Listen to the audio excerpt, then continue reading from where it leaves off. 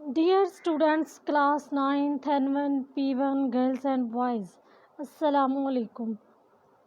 उर्दू के सब्जेक्ट के साथ आज का हमारा टॉपिक है गज़ल नंबर 1। ठीक है, हमने 2 अशार की तशरीह कल कर ली थी और शायर का तारुफ भी पढ़ लिया था। आज हम तीसरे शेर की तशरीह से शुरू करेंगे। बच्चों, आज 9 जून 2020 है। आइए आज के सबक का आगाज़ करते हैं। डियर स्टूडेंट्स, हम पढ़ रहे हैं मीर तकी मीर।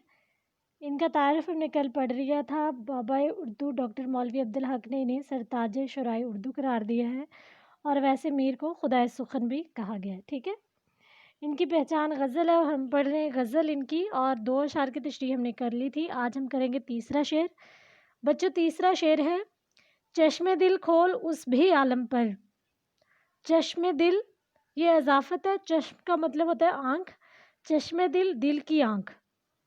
मुराद है गौर व फिक्र, सोच समझ। खोल उस भी आलम पर, उस, इसमें इशारा होता है उस, ठीक है, आलम पर, दुनिया पर। यहाँ की, यहाँ से मुराद है यहाँ। औकात, हैसियत, ख्वाब किसी है, ख्वाब जैसी है।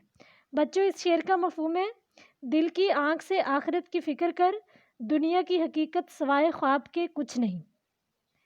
बच्चों, मीर तकी मीर इस शेर में कहते हैं, दुनिया में इंसान सिर्फ एक बार आता है, लेकिन यहाँ की रंगीनियाँ इस कदर दिल फरेब है कि आदमी उनके ज़ाहरी खदोखाल में खो जाता है।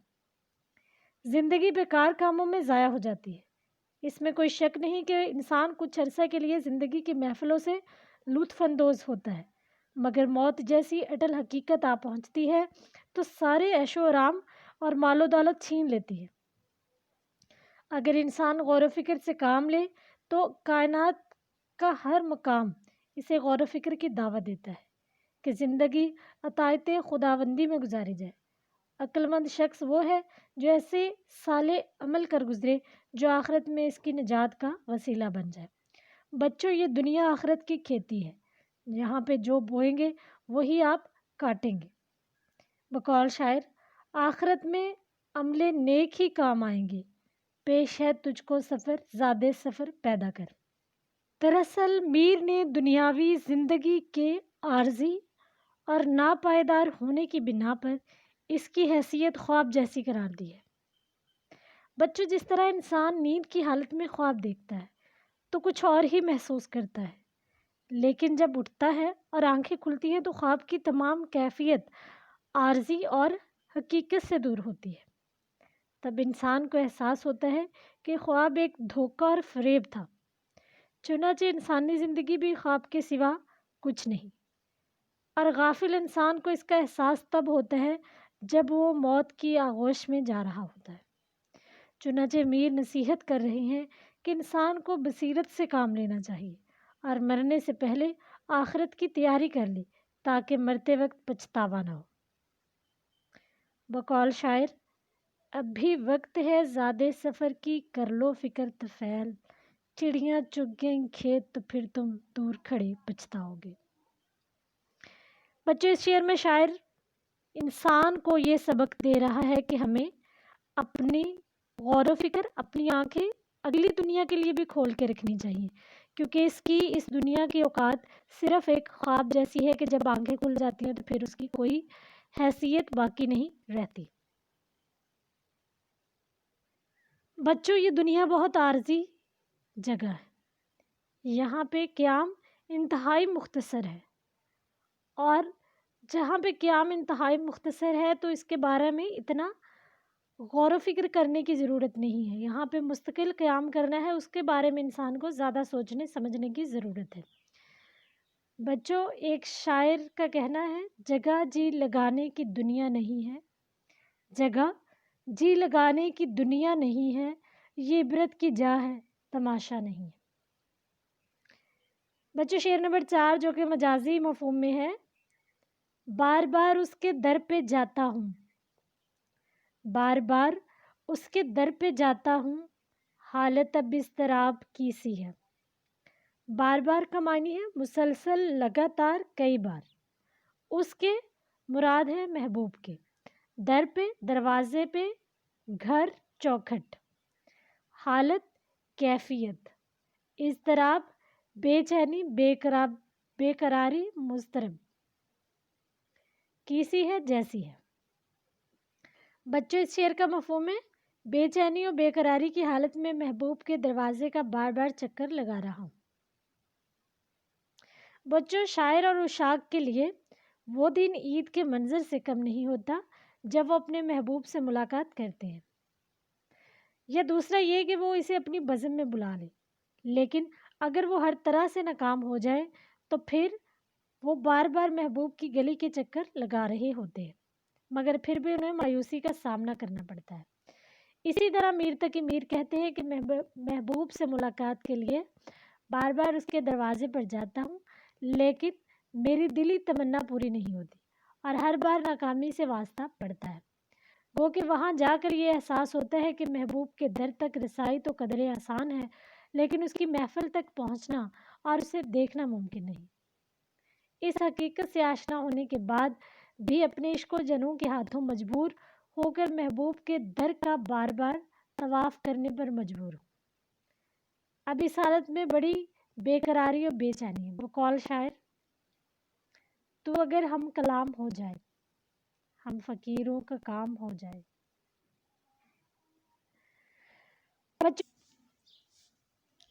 बच्चों, मिर्ज़ा गालिब ने भी ऐसा ही कुछ कहा है कि घिसते घिसते मिट जाता आपने अबस बदला, नंगे सजदा से मेरे संगे आस्था अपना। दरअसल जब कोई शख्स सुकून की खातिर किसी दरवाजे पर फ़कीराना चक्कर लगाए और इसे कतई तौर पर नाकामी का सामना करना पड़े तो इसकी हालत यकीनन काबिले तरस होगी। बकौल शायर, तेरे कूचे उस बहाने मुझे दिन से रात करना, कभी इससे बात करना, कभी उससे बात करना। बच्चों, इस शेर में सिर्फ यही बताया गया है कि शायर बेकरारी और मजबूरी की हालत में बार बार अपने महबूब के दरवाजे के चक्कर लगाता है, हर बार नाकामी का सामना करना पड़ता है। अगला शेर है शेर नंबर 5। मैं जो बोला कहा कि ये आवाज़ उसी खाना ख़राब की सी है, बोला बात करने की कोशिश की। खाना ख़राब बच्चों ये एक किस्म की बद्दुआ है, जैसे उजड़ा हुआ घर, बर्बाद, आवारा शख्स। ठीक है। मैंने जब महबूब के दरवाजे पर सदा दी तो अंदर से महबूब बोला कि ये तो आवाज़ उसी आवारागर्द तबाह कुन शख्स की है, तबाहल शख्स की है। बच्चों, इस शेर का अगर पिछले शेर के साथ ताल्लुक़ जोड़ा जाए तो पिछले शेर में शायर बार बार महबूब के घर के चक्कर लगाता है और यहाँ पे वो अगर आवाज़ उसे देता भी है, कोई सदा बुलंद करता है तो फिर उसकी सदा को रोक दिया जाता है और पहचान कर इससे मुंह फेर लिया जाता है। उर्दू और फ़ारसी शायरी की ये रवायत रही है कि इसमें जो महबूब की एक तस्वीर दिखाई गई है वो इंतहाई कह लें कि ज़ालिम शख्स दिखाया गया है। ठीक है। मीर तकी मीर ने तशरीह तलब शेर में महबूब के उस रवैये की निशानदेही की है कि जिसमें बेरुखी और गफलत पाई जाती है। शायर का दिल बेशुमार तमन्नाओं का मस्कन है और उनकी तकमील के लिए कोई रास्ता निकालने की कोशिश करता रहता है। इन आरजुओं में से एक कूचे महबूब तक पहुंचना था ताकि इससे मुलाकात हो सके, लेकिन जब शायर दरवाजे पर सदा लगाता है तो महबूब अंदर से लापरवाही का मुजाहरा करते हुए किसी से कहता है कि यह आवाज़ उसी बदहाल की सी है। चुनाचे मीर तकी मीर कहते हैं कि महबूब की बेरुखी और लापरवाही के रवैये ने मुझे बेहद सदमा पहुंचाया है, जिसकी खातिर मैंने बहुत दुख और मुसीबतें बर्दाश्त की। आज वही मुझसे इतना बेगाना हो गया है कि मेरी आवाज़ को पहचान कर मुझसे बात करने का मुतमन्नी नहीं। महबूब मेरी आवाज़ सुनकर भी कहता है कि यह आवाज़ मेरे खाना ख़राब आशिक यानी मीर जैसी है, यानी बेयकीनी का मुजाहरा करता है। यकीन से नहीं कहा कि वाकई मीर की आवाज़ है। महबूब की ये बेरुखी का रवैया मेरे लिए शदीद दुख और सदमे का बायस बनता है। बकौल शायर, वो आज मेरा नाम मिटाने पे तुला है, जो शख्स के जवा मेरी दुआओं से हुआ था। बच्चों, एक और शेर है कि माना कि मेरी समत से मुँह फेर के गुज़रे, ये बात भी क्या कम है कि पहचान गए आप। اگلا شعر کریں گے شعر نمبر 6 بچوں، سیکنڈ لاسٹ شعر ہے، آتش غم میں دل بھنا شاید، دیر سے بو کباب کی سی ہے۔ آتش غم اضافت ہے یہاں پہ غم کی آگ، دکھوں کی آگ، تکلیفوں کی آگ، دل بھنا دل کا جلنا، کباب تلی ہوئی چیز، ٹھیک ہے، جیسے قیمے کی ٹکیاں، جلا ہوا مراد ہے۔ بچوں اس شعر کا مفہوم ہے غم کی شدت سے دل بھنے ہوئے کباب کی سی بو دے رہا ہے۔ زیر تشریح شعر میں شاعر نے محبوب سے عشق کرنے کے بعد آنے والے غم و الام کی طرف اشارہ کیا ہے۔ یہ کام آسان نہیں ہوتا بلکہ نہایت کٹھن اور پرخطر ہوتا ہے۔ اس میں عاشق کو طرح طرح کی اذیتوں، مصیبتوں اور بلاؤں سے پالا پڑتا ہے۔ بقول میر درد، اذیت، مصیبت، ملامت، بلائیں، تیرے عشق میں ہم نے کیا کیا نہ دیکھا۔ پست ہمت لوگوں کے لیے محبت کی منزلیں طے کرنا مشکل ہے۔ وہ اس راہ میں پیش آنے والے حالات کو برداشت نہیں کر پاتے اور وہ آغاز ہی میں حوصلہ چھوڑ جاتے۔ میر کے نزدیک یہ خاردار وادی ہے جہاں مسلسل محرومیاں غم کی آگ کو جلائے رکھتی ہیں۔ چنانچہ میر تقی میر کہتے ہیں کہ میرا دل محبوب کی جدائی، زمانے اور دشمنوں کے ظلم و ستم سے مسلسل دکھوں اور غموں کی آگ میں جلتا رہتا ہے۔ گویا محبوب کی جدائی کی وجہ سے میرے دکھوں اور غموں میں کمی نہیں آ رہی بلکہ ان میں مسلسل اضافہ ہوتا جا رہا ہے۔ جس طرح آگ کے دہکتے ہوئے انگاروں میں جلن اور تپش کی شدت میں اضافہ ہوتا رہتا ہے، اسی طرح میرے غم اور دکھ گویا دہکتے ہوئے انگارے ہیں کہ جن میں مسلسل اضافہ ہو رہا ہے، اور میرا دل کباب ہے جو انگاروں پر بھن رہا ہے۔ اور اب تو دل کی کیفیت دیکھ کر یوں لگتا ہے جیسے جلتے ہوئے کافی دیر ہو گئی ہے، گو کہ اس کے جلنے کی بو ہر طرف پھیل گئی ہے۔ دراصل غموں اور دکھوں سے میر کا دل جل کر راکھ ہو گیا ہے، جیسے کباب کو آگ جلا دیتی ہے۔ بچوں ایک شاعر نے کہا ہے، ایک آگ غم تنہائی کی جو سارے جسم میں پھیل گئی، جب جسم ہی سارا جلتا ہو پھر دامن دل کو بچائیں کیا۔ ایک اور شعر ہے میر کے بقول ہی، ایک ڈھیری راکھ کی تھی صبح جائے میر، ایک ڈھیری راکھ کی تھی صبح جائے میر پر، برسوں سے جلتا تھا شاید رات جل کر رہ گیا۔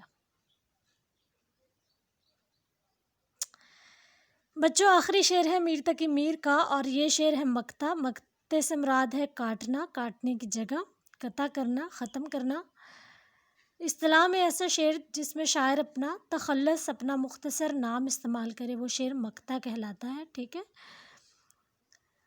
میر ان نیم باز آنکھوں میں ساری مستی شراب کی سی ہے۔ نیم باز آدھی کھلی ہوئی، مستی نشہ خمار۔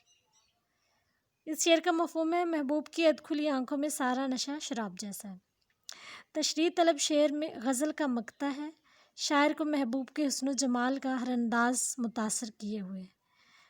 محبوب کی آنکھیں اپنے اندر اس قدر جادو اور اثر رکھتی ہیں جیسے شراب خانے کی مستی پوری محفل پر خمار طاری کر دیتی ہے۔ میر تقی میر نے محبوب کی نگاہ کی اثر آفرینی کو مبالغے کے ساتھ پیش کیا ہے۔ بقول شاعر، نگاہ یار جسے آشنائے راز کرے، وہ اپنی خوبی قسمت پہ کیوں نہ ناز کرے۔ تشریح طلب شعر میں شاعر محبوب کی بے وفائیوں کے باوجود یہاں نالہ نظر آتا نہیں بلکہ خود اسی سے مانگ لوں خیرات اپنے خوابوں کی، وہ جاگتی ہوئی آنکھوں میں نیند گھولتا ہے۔ بچوں اکثر شاعروں نے محبوب کی آنکھوں کی خوبصورتی کی تعریف کی ہے، تو آپ کوئی بھی اس طرح کا شعر بھی اس میں ایڈ کر سکتے ہیں، ٹھیک ہے۔ ہماری یہاں پہ غزل کمپلیٹ ہو گئی ہے۔ یہ غزل لی گئی ہے کلیات میر سے، ان کا دیوان اول ہے یہ، ٹھیک ہے۔ تو آپ لوگوں نے پوری غزل کی تشریح اچھی طرح یاد کر لینی ہے۔ اور پیچھے میں نے جو آپ کو 2 لائنیں انڈر لائن کروائی ہوئی تھی، میر کو خدائے سخن کہا گیا ہے۔ انہوں نے مختلف اصناف شعر میں طبع آزمائی کی تھی، مگر ان کی پہچان غزل ہے۔ وہ بلا شبہ غزل کے بادشاہ ہیں، خلوص، درد و غم، ترنم اور سادگی کی بدولت ان کی غزلیں دل پر اثر کرتی ہیں، ٹھیک ہے۔ بابائے اردو ڈاکٹر مولوی عبدالحق نے ان کو سرتاج شعرائے اردو قرار دیا، یہ بھی آپ تشریح میں لکھ سکتے ہیں۔ تو بچوں غزل کمپلیٹ ہو گئی، آئیے کرتے ہیں ہم ایکسرسائز۔ اس غزل میں ردیف کون سے الفاظ ہیں؟ بچوں قافیے کے بعد جو کہ تو دہرائے جانے والے الفاظ ردیف کہلاتے ہیں۔ تو حباب، سراب، غلاب، خواب، اضطراب یہ قافیے ہیں، اور ان کے بعد جو آ رہے ہیں وہ ردیف ہیں، جیسے کیسی ہے، ہر ایک قافیے کے بعد جو کا تو دہرایا جا رہا ہے، تو اس غزل میں کیسی ہے ردیف ہے، ٹھیک ہے۔ قافیہ ہر شعر میں الگ ہوگا لیکن ردیف ہر شعر میں سیم ہی ہوگا، ایک ہی ہوگا۔ تو کیسی ہے ردیف، حباب، سراب، غلاب، خواب، اضطراب، خراب، کباب، شراب، یہ کیا ہے؟ قافیے، ٹھیک ہے۔ آگے انہوں نے یہی سوال پوچھا ہوا ہے کہ اس غزل میں استعمال ہونے والے کوئی 4 قافیوں کی نشاندہی کریں۔ تو بچوں اگر بورڈ میں ہی آتا ہے سوال تو وہ پہلے شعر آپ کو دیں گے اور اس کے بعد پوچھیں گے کہ اس شعر میں کیا قافیہ ہے اور کیا اس میں ردیف ہے، ٹھیک ہے۔ اگلا سوال ہے دوسرے شعر میں ہونٹوں کو کس سے تشبیہ دی گئی ہے؟ بچوں پہلے نمبر پہ تو آپ کو تشبیہ کا پتہ ہونا چاہیے۔ تشبیہ بھی عربی زبان کا لفظ ہے، اس کے 5 ارکان ہیں: مشبہ، مشبہ بہ، وجہ شبہ، غرض تشبیہ اور حرف تشبیہ۔ تو بچوں کسی چیز کو کسی دوسری چیز کے جیسا قرار دینا تشبیہ کہلاتا ہے۔ تو دوسرے شعر میں شاعر نے محبوب کے ہونٹوں کو گلاب کی پنکھڑی سے تشبیہ دی ہے۔ بچوں اگلا شعر ہے میر نے نیم باز آنکھوں کی مستی کو کیا کہا ہے؟ بچوں اس کا جواب ہے میر نے نیم باز آنکھوں کی مستی کو شراب قرار دیا ہے۔ اگلا اور اہم سوال ہے شاعر اضطراب کی حالت میں کیا کرتا ہے؟ بچے اس کا جواب ہے بار بار اپنے محبوب کے در پر یا چوکھٹ پر جاتا ہے۔ شاعر اضطراب کی حالت میں بار بار اپنے محبوب کے در پر جاتا ہے، ٹھیک ہے۔ سوال نمبر 2، درج ذیل الفاظ کے معنی لکھیں اور جملوں میں استعمال کریں۔ ہم صرف معنی بتائیں گے۔ ہستی زندگی، حباب بلبلا پانی کا بلبلا، سراب دھوکہ، اوقات حیثیت، اضطراب بے چینی بے قراری، خانہ خراب تباہ حال، نیم باز آدھی کھلی ہوئی آنکھیں، مستی نشہ۔ بچوں آگے کالم کو ملانا ہے۔ سوال نمبر 3 ہے کالم الف میں دیے گئے الفاظ کو کالم ب کے متعلقہ الفاظ سے ملائیں، تو ہم کریں گے نمبرنگ۔ ہستی حباب، نمائش سراب، ٹھیک ہے، پنکھڑی غلاب، آنکھیں نیم باز، حالت اضطراب، دل کباب، مستی شراب، آواز خانہ خراب۔ بچے میں ریپیٹ کروں گی۔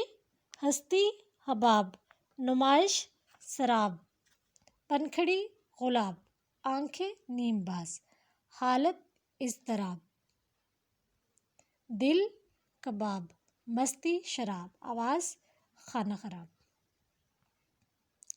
سوال نمبر 4 ہے درج ذیل مرکبات مرکب کی کون سی قسم ہے؟ چشم دل، اس کے لب، آتش غم، اس کا در۔ بچوں یہ مرکب اضافی ہیں سب، ٹھیک ہے، مرکب اضافی۔ اگلا پیج ہم نکالیں گے۔ اس غزل کے مطلع اور مقطع کی نشاندہی کریں۔ تو بچوں مطلع غزل کا پہلا شعر جس کے دونوں مصرعے ہم قافیہ اور ہم ردیف ہوتے ہیں۔ پہلا شعر کون سا تھا؟ یہ دیکھیں اپنے یہاں سے چیک کریں۔ ہستی اپنی حباب کی سی ہے، یہ نمائش سراب کی سی ہے۔ غزل یا قصیدے کا پہلا شعر جس کے دونوں مصرعے ہم قافیہ اور ہم ردیف ہوں۔ بچوں یہ شرط ہے لازمی طور پر، اگر دونوں مصرعے ہم قافیہ اور ہم ردیف نہیں ہوں گے تو وہ غزل کا پہلا شعر ہوگا وہ مطلع نہیں ہوگا، ٹھیک ہے۔ تو مطلع عربی زبان کا لفظ ہے جس کا معنی ہے طلوع ہونا، نکلنے کی جگہ، نکلنے کا مقام۔ غزل یا قصیدے کا پہلا شعر جس کے دونوں مصرعے ہم قافیہ اور ہم ردیف ہوں مطلع کہلاتا ہے۔ اور آگے سوال انہوں نے پوچھا تھا مقطع کا۔ مقطع کاٹنے کی جگہ۔ غزل کا ایسا شعر جس میں شاعر اپنا تخلص بیان کرتا ہے وہ مقطع کہلاتا ہے، جیسے میر ان نیم باز آنکھوں میں ساری مستی شراب کی سی ہے، ٹھیک ہے۔ تو یہ مقطع کی بھی نشاندہی ہوگی اور مطلع کی بھی ہوگی۔ آپ باقی غزلوں کے بھی مطلع اور مقطع کی نشاندہی کر لیں۔ مذکر اور مؤنث الگ الگ کریں۔ اگلا سوال ہے سوال نمبر 6، مذکر اور مؤنث الگ الگ کرنے ہم نے۔ ہستی مؤنث، حباب مذکر، نمائش مونس، سراب مذکر، لب مذکر، بو مونس، کباب مذکر، مستی مونس، شراب مونس. ٹھیک ہے. آگے ہم نے سوال نمبر 7 تو نہیں کرنا، سوال نمبر 8 ہے، متن کے مطابق درست لفظ کی مدد سے مصرعے مکمل کریں. بچوں یہ شعر آپ لوگوں نے یاد کرنے تاکہ آپ کوئی بھی اگر لفظ مسنگ کرتے ہیں وہ خالی جگہ میں تو آپ کو پتہ ہونا چاہیے. وہ آپ کو MCQs کی صورت میں دیں گے تو اگر آپ کو شعر یاد ہوں گے تبھی آپ ان میں صحیح لفظ سلیکٹ کر سکتے ہیں، لگا سکتے ہیں. ناز کی اس کے ڈیش کی کیا کہیے، ناز کی اس کے لب کی کیا کہیے. پنکھڑی ایک ڈیش کی سی ہے، پنکھڑی ایک گلاب کی سی ہے. ہستی اپنی ڈیش کی سی ہے، ہستی اپنی حباب کی سی ہے. بار بار اس کے ڈیش پہ جاتا ہوں، بار بار اس کے در پہ جاتا ہوں. ٹھیک ہے. آگے بچے انہوں نے غزل کا تعارف دیا ہوا ہے. لغت میں غزل کے معنی عورتوں سے باتیں کرنا، سخن بازنان گفتن. یہ فارسی میں لکھا ہوا ہے سخن بازنان گفتن یا عورتوں کی باتیں سخن از زنان گفتن کے معنی میں آتا ہے. اصطلاح میں غزل شاعری کی وہ قسم ہے جس میں حسن و عشق کے موضوعات اور تجربات پیش کیے جاتے ہیں. غزل کے لہجے میں موسیقی اور ترنم کے عناصر ہوتے ہیں. غزل میں مخصوص علامتیں ہوتی ہیں جو غزل کو دوسری اصناف سے ممتاز کرتی ہیں. غزل میں حسن و عشق کے ساتھ ساتھ تصوف، اخلاق اور حیات و کائنات کے مضامین بھی ملتے ہیں. غزل کے پہلے شعر کے دونوں مصرعے ہم قافیہ اور ہم ردیف ہوتے ہیں، باقی اشعار کے ہر دوسرے مصرعے میں قافیہ موجود ہوتا ہے. غزل کا آخری شعر مقطع کہلاتا ہے بشرط یہ کہ شاعر نے اسے اپنا نام برتا ہو استعمال کیا. غزل ایک انفرادی خصوصیت یہ بھی ہے غزل کی کہ اس کے ہر شعر موضوع کے اعتبار سے مکمل ہوتا ہے. اس حوالے سے وہ دوسرے اشعار کا محتاج نہیں ہوتا. آپ یہ بھی کہہ سکتے ہیں کہ غزل کے ہر شعر کا عنوان، ٹاپک، موضوع الگ ہوتا ہے. آگے بچے انہوں نے دیا ہوا مطلع کا معنی نکلنے کی جگہ یا نکلنے کے ہیں. اصطلاح میں غزل یا قصیدے کے پہلے شعر کو مطلع کہا جاتا ہے. چونکہ غزل یا قصیدہ اس شعر سے شروع ہوتا ہے، مطلع کے دونوں مصرعے ہم قافیہ اور ہم ردیف ہوتے ہیں. ہم یعنی ایک جیسے. جن شعروں میں یہ التزام نہ ہو اشعار مطلع نہیں کہلاتے. مطلع کی چند مثالیں یہ ہیں: فقیرانہ آئے صدا کر چلے، میاں خوش رہو ہم دعا کر چلے. بچے اس میں صدا اور دعا ہم قافیہ الفاظ ہیں اور کر چلے دونوں میں ردیف ہے تو ہم قافیہ اور ہم ردیف ہوں گے، لہٰذا یہ مطلع ہے. جہاں تیرا نقش قدم دیکھتے ہیں، خیاباں خیاباں ارم دیکھتے ہیں. قدم اور ارم ہم قافیہ ہے، دیکھتے اس میں ردیف ہے. اگلا ہے لگتا نہیں ہے جی میرا اجڑے دیار میں، کس کی بنی ہے عالم ناپائیدار میں. دیار ناپائیدار اس میں قافیہ ہے اور میں اس میں ردیف ہے. بچوں